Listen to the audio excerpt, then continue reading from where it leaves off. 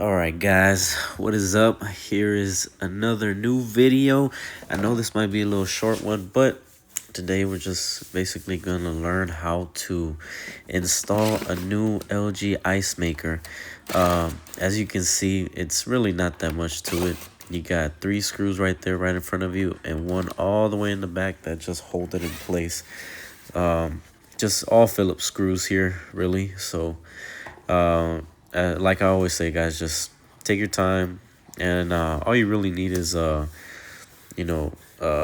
Phillips bit and a flathead.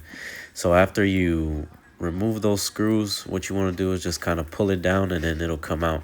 Right there, I'm only using my flatheads because sometimes that connector gets really hard, because technically that is a freezing compartment, and the tab is kind of hard to press just with your fingers. So that's why the flathead's there. So right there, we got the new ice maker. You got the part number right there for the ice maker. So basically, if you ever see that the tray of ice is just kind of at an angle and it's no longer cycling, just order this and you guys should be up and running right after. But really easy. I don't think you can mess up on something like this. It's a total of 4 screws and just putting it back in place and connecting it, and that's it. But there is a little bit of a trick on the fill cup.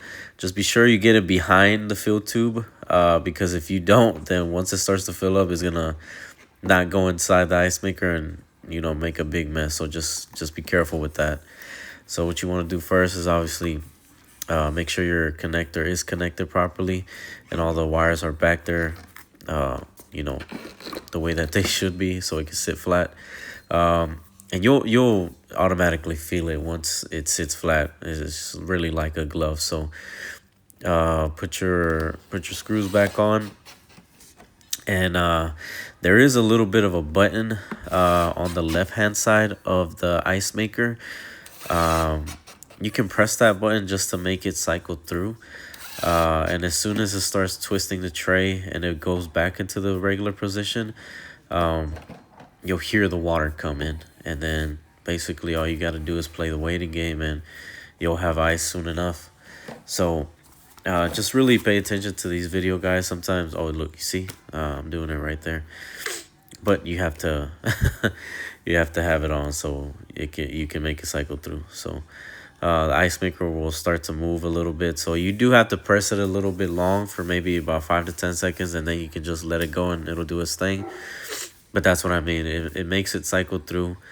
So it's thinking that it has ice. So right now, right there, it thinks it's dumping out ice. It's going to go back into its original position, and then the water valve is going to kick on and fill up the ice tray. But like I was saying, guys, yeah, this is a short video because this is a very, very, very simple ice maker to change out.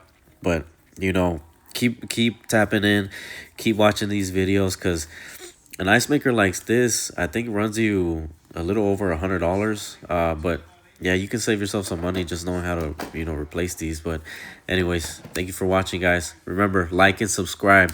Appreciate it. See you next time. Peace.